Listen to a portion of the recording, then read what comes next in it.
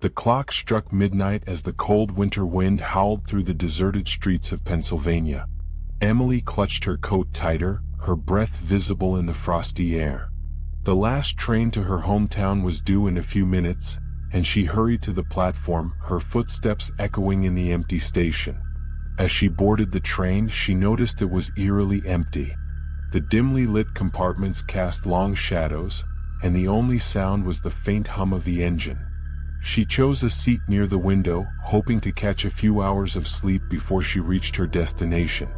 The train jolted into motion, and Emily settled into her seat, trying to shake off the feeling of unease that had settled over her. As the train sped through the dark countryside, the flickering lights outside created a disorienting dance of shadows and light.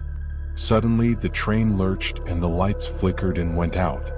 The compartment was plunged into darkness and Emily's heart raced. She fumbled for her phone, using its flashlight to pierce the darkness.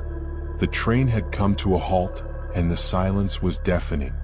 As she shone her light around the compartment, she noticed something strange. The seats that had been empty moments ago were now occupied by shadowy figures. Their faces were obscured by the darkness, but their presence was unmistakable. A chill ran down her spine as she realized she was no longer alone. The figures began to move, slowly at first, then more deliberately. They seemed to be drawn to her light, their silent movements unsettling. Panic set in, and Emily scrambled to her feet, her phone clutched tightly in her hand. She tried to open the door to the next compartment, but it was locked. Desperate, she turned to face the figures, her back pressed against the cold metal door. The figures were closer now, their shadowy forms almost within reach.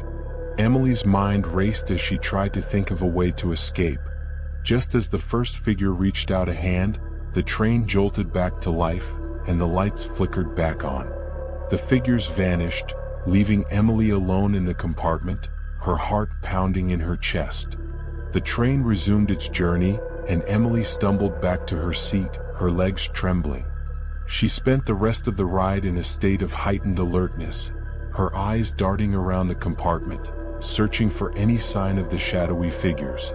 When the train finally arrived at her hometown, she practically ran off the platform, eager to leave the nightmare behind.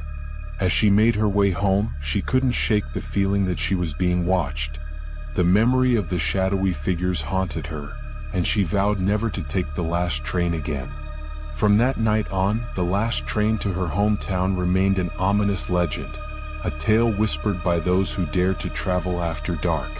And Emily never forgot the terror she had experienced, a reminder that some shadows should never be disturbed.